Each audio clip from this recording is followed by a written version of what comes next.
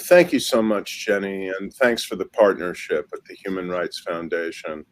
It's always a great honor and really a deep personal pleasure for me to introduce the woman who is our opening speaker this morning, the director of the Hoover Institution and the Denning Professor of Global Business at the Graduate School of Business, Dr. Condoleezza Rice.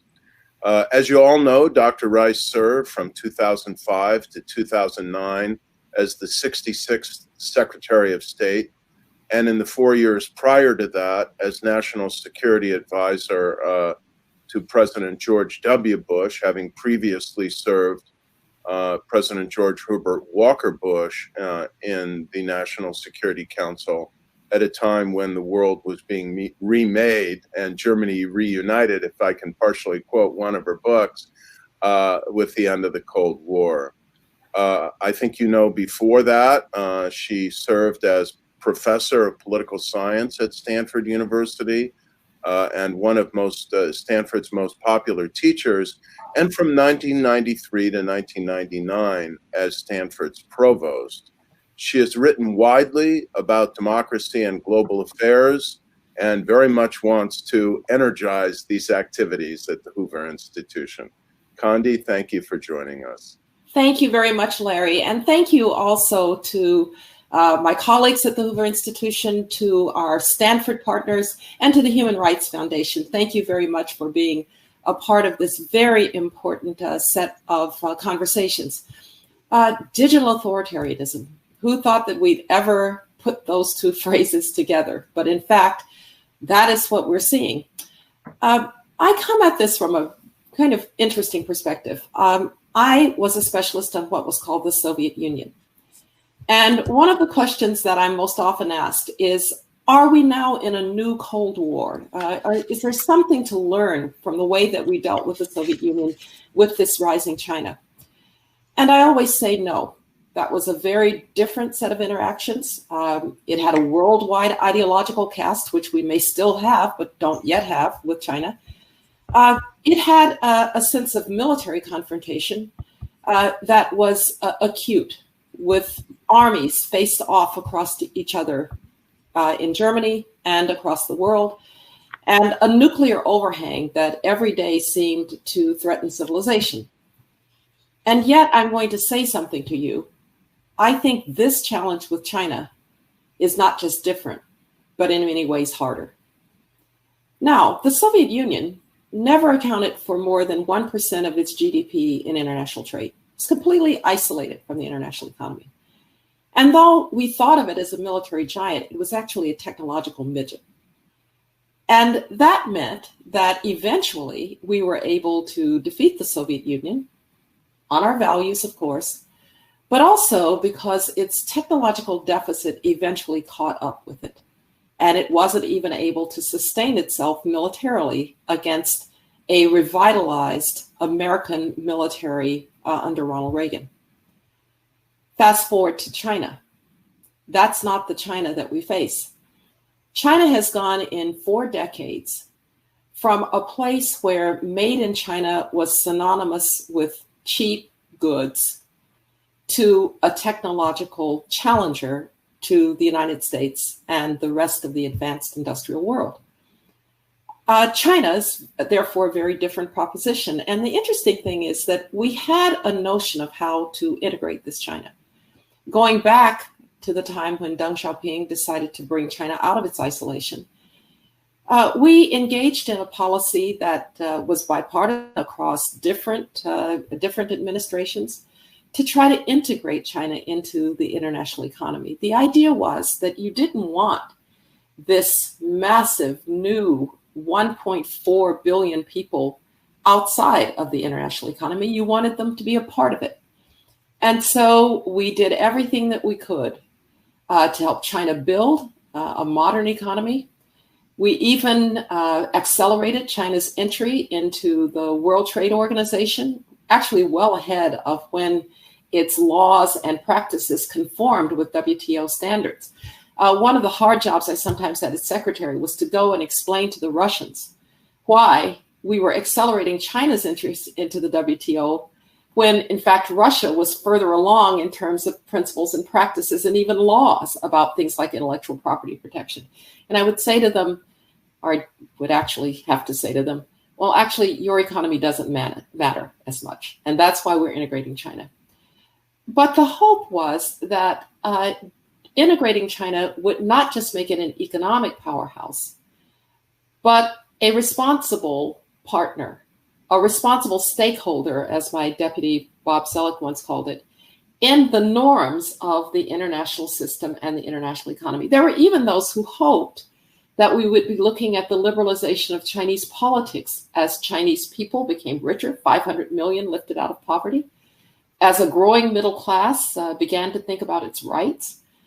There was really a hope that we were going to see a different China. And that hope was at the center of the belief that we could integrate the Chinese economy even though the political system was fundamentally different from our own. That is what has been disappointed by the last several years of our experience with China, particularly under Xi Jinping. Indeed, China has become technologically sophisticated beyond what any of us ever thought possible, in part drawing on the benefits of its integration into the international economy, its contact with Western scientists, its training of its students in American universities and other universities abroad, its ability to bring manufacturing and assembly into China. It's benefited from that, and it has pushed its own technological frontiers by a very determined desire to be the leader, as Xi Jinping put it, in the frontier technologies of AI, quantum computing, and associated technologies like machine learning. The story of that China, its assertiveness in international politics, whether we talk about the South China Sea, the Asia Pacific, its attitudes towards Taiwan, or its complete reversal of its promises about Hong Kong and one country, two systems. Whether we talk about Belt and Road and the penetration of the infrastructure across Central Asia, as well as in places like Africa, we are seeing an assertive China with military expenditure and military developments that look as if they're aimed at pushing the United States out of the region. This is a big challenge. And it's not surprising, therefore, that it's a big area of priority for the Hoover Institution. This conference, though, allows us to bridge another major area of interest and priority for the Hoover Institution. And that's how to understand technology and governance. We sit in the middle of the Silicon Valley, where a lot of our colleagues have actually been those who have created the technologies with which we now deal. Sometimes in the Silicon Valley, there's a sense that technology is just good. But in fact, we know that technology is neutral. It's how it's used. It's what the institutional constraints look like on it. It's what the values of those who would use it and push it forward. Those values are important to whether technology can be for the good of humankind or whether it's actually a problem for humankind. And indeed, human beings have generally been a lot better at the knowledge part in technology than at the wisdom part in technology. And so this is our challenge, to look at technology and governance from the perspective of institutional constraints and values. And that's why the marriage of AI, this incredibly powerful technology, with authoritarianism and an assertive China is such a challenge, and why we really do have to understand what we're facing as well as react to it. AI and its sister, machine learning, in the hands of a democracy is certainly going to find institutional constraint. We're going to have those debates about what is ethical and what is not. Here at Stanford, the Human-Centered AI Project is trying to do exactly that. How do we think about issues like the inequalities that might be built into historical machine learning? How do we think about the ethics of privacy as data about medical records become available? How do we think about AI implications on contact tracing during a pandemic? We are going to debate the ethics of these issues because we are a democracy. And if the government doesn't want to debate it, then civil society is going to want to debate it, and the press is going to want to debate it. And so we will struggle with these issues. In doing so, I think we can take advantage of the promise of AI to help with curing disease by being able to use massive amounts of data to understand, maybe even to deal with the next pandemic. The possibilities are massive. But when AI and its sister machine learning are in the hands of authoritarians, that's a different set of values. There are few institutional constraints, and it's a very different proposition. It becomes a matter of the control of knowledge, something that every authoritarian craves. Control of the narrative, something that every authoritarian values. It gives citizens no place to hide in a kind of Orwellian surveillance system. That's for citizens, but if you're an ethnic minority, it's simply the brutal suppression that the Uyghurs, for instance, have experienced. And part of our problem is that the authoritarians are not content to just use this powerful technology for control at home. Rather, they seem intent on spreading this technology to other authoritarians, and the methods are indeed spreading. The kind of authoritarian model that people like Erdogan in Turkey crave, so that you take the highest technologies and you make them serve the state at the expense of the citizen. And of course, the military applications of AI that the Chinese are fully exploring and will fully use. And even the ability to interfere in democracies, their democratic processes, to stir trouble among disaffected populations. And so authoritarians with this technology have the possibility to dream big in ways that authoritarians of the past would have died for. This is therefore a very big challenge. They have some advantages.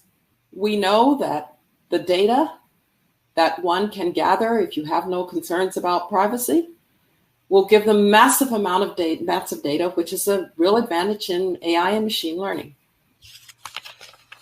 Democracies need to recognize that, of course, we have differences about privacy, but those differences pale in comparison to our differences with China.